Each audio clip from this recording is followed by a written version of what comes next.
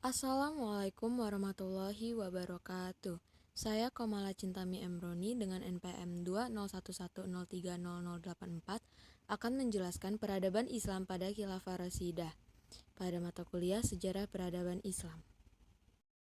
Yang pertama ada Utsman bin Affan. Nama, kelahiran, dan nasabnya.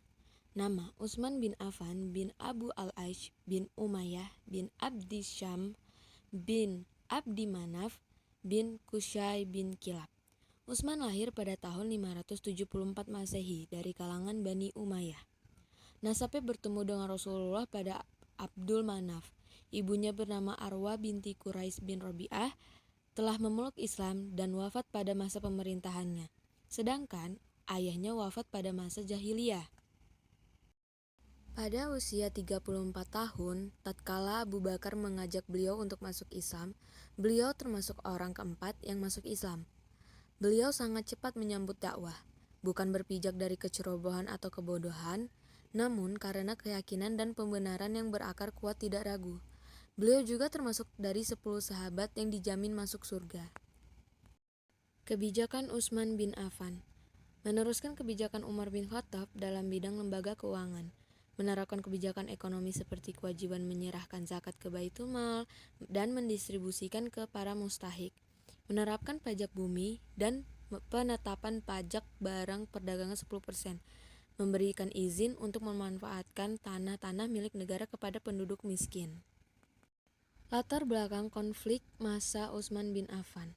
Fitnah yang dilancarkan oleh Abdullah bin Sabba, seorang Yahudi yang memecah belah umat Islam dengan melemparkan berbagai tuduhan kepada Utsman bin Affan. Salah satunya adalah Utsman banyak mengangkat kerabat dekatnya. Ternyata tuduhan ini tidak benar dengan fakta berikut. Walid bin Uqbah, gubernur Kufah, kerabat Utsman, ternyata telah memegang jabatan sejak masa Umar bin Khattab. Abdullah bin Sa'ad bin Abi Sarah, saudara sesusuan Utsman, menjadi gubernur Mesir, menggantikan Amr bin Ash. Abdullah bin Sa'ad terkenal dengan sifat terpuji dan gesit dalam bertindak serta profesional. Tak mungkin Utsman memilih hanya karena pertimbangan saudara belaka. Muawiyah bin Abi Sufyan pun telah menjadi gubernur Damaskus pada masa Umar. Utsman hanya meneruskan saja. Kebijakan imigrasi keluar Madinah pada masa Utsman. Tersebarnya para sahabat ke berbagai daerah, dunia terbuka luas, banyak di antara mereka yang kaya raya, dan muncul euforia mengkritik kebijakan pemerintah. Dalang dibalik kritik ini adalah Malik bin Haris al-Ashitar, Muhammad bin Huzaifah, Gofiki bin Harb al-Aki, dan lain-lain. Mereka memiliki akidah menyimpang, gemar berfoya-foya. Penyusunan Mushaf Utsmani. Karya monumental Utsman adalah membukukan Mushaf Al-Quran. Tujuan pemushafan ini adalah untuk mengakhiri perbedaan-perbedaan dalam pembacaan Al-Quran di kalangan umat Islam yang diketahui. Pada saat ekspedisi militer ke Armenia dan Azerbaijan, perselisihan muncul di kalangan tentara Muslim, di mana sebagiannya direkrut dari Suriah dan sebagian dari Irak. Setelah wafatnya Khalifah Umar, diangkatlah Utsman bin Affan menjadi khalifah ketiga.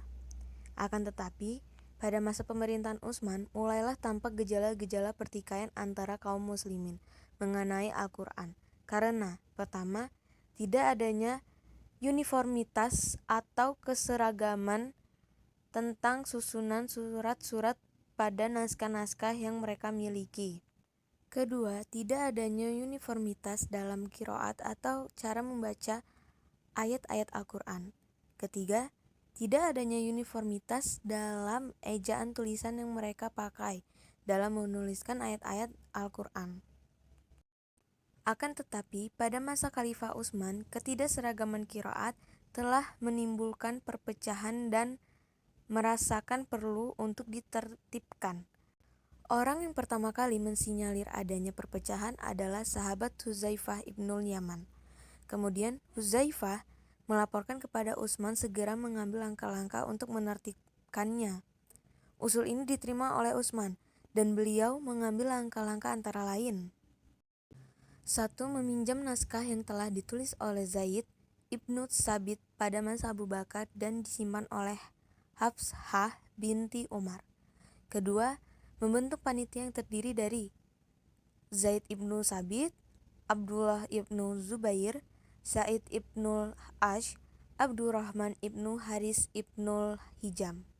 Yang ketiga, Utsman memberikan tugas pada panitia untuk menyalin dan menurun kembali ayat-ayat Al-Quran dari lembaran-lembaran naskah Abu Bakar, sehingga menjadi mushaf yang lebih sempurna.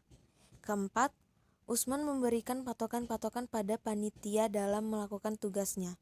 Dalam menyalin ayat-ayat dari naskah Abu Bakar, harus mengecek dan berpedoman pada hafalan para sahabat. Ayat harus ditulis dengan memakai ejaan tulisan yang seragam.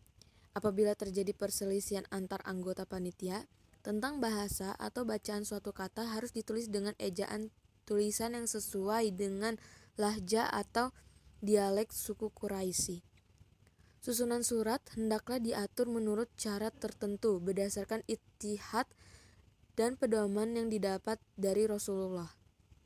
Akhirnya, seiringnya waktu, para panitia berhasil mengumpulkan dan menghimpun semua Al-Quran ke dalam sebuah mushaf yang dikenal dengan Mushaf Utsmani. Sesuai dengan tujuan awal, pengumpulan dan penghimpunan ini untuk mempersatukan semua umat Islam yang sempat terpecah belah karena adanya perbedaan dalam pembacaan ayat Al-Quran. Maka, Khalifah Utsman memerintahkan kepada semua gubernurnya untuk menghancurkan semua mushaf yang ada di tengah-tengah masyarakat dan digantikan dengan Mushaf Utsmani. Selanjutnya ada Ali bin Abi Thalib. Lahir, nama, nasab, dan julukan. Lahir 10 tahun sebelum Rasulullah diangkat menjadi nabi. Menurut Ibnu Ishaq dan Ibnu Hajar, nama Ali bin Abi Thalib bin Muthalib bin Qusay bin Kilab bin Luay bin Ghalib. Awalnya ibunda Ali memberi nama Haidar atau singa, lalu diganti dengan nama Ali.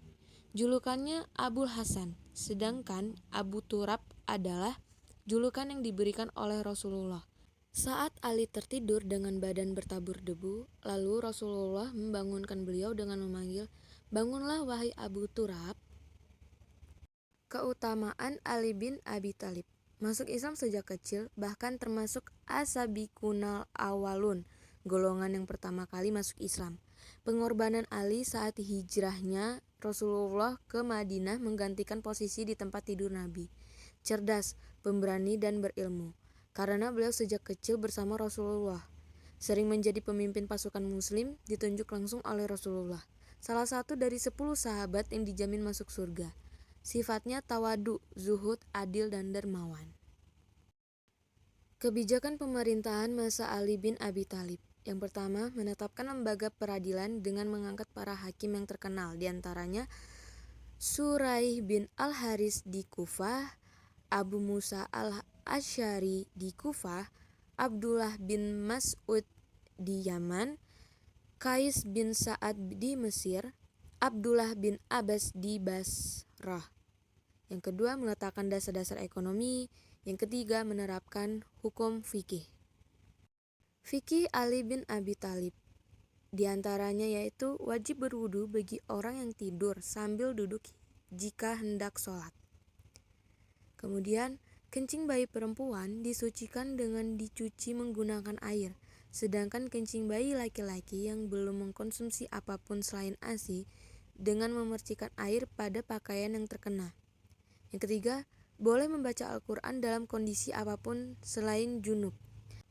Orang yang enggan sholat dipenjarakan hingga ia mau sholat. Kemudian, itikaf hanya di masjid jami yang digunakan untuk sholat Jumat. Lalu, haramnya daging hewan yang disembelih dengan niat sombong. Yang terakhir ada haramnya bermain catur dan dadu. Ali bin Abi Thalib berkata, jika seseorang menyentuh bara api, itu lebih baik baginya daripada bermain catur, karena catur adalah patung berhala yang dipermainkan. Konflik masa akhir kepemimpinan Ali bin Abi Thalib. Yang pertama, ada terjadinya Perang Jamal. Dinamakan Perang Jamal karena Aisyah mengendarai unta untuk berperang. Perang terjadi antara Ali melawan Talhah, Zubair, dan Aisyah. Terbunuhnya Utsman bin Affan sebab munculnya fitnah besar. Kemudian pengaruh hasutan Abdullah bin Saba. Yang kedua, perbedaan sahabat dalam menyikapi hukum kepada pembunuh Utsman. Yang terakhir ada pecahlah perang pada Kamis bulan Jumadil akhir tahun 36 Hijriah. Sekian materi yang dapat saya sampaikan. Kurang lebihnya saya mohon maaf. Wassalamualaikum warahmatullahi wabarakatuh.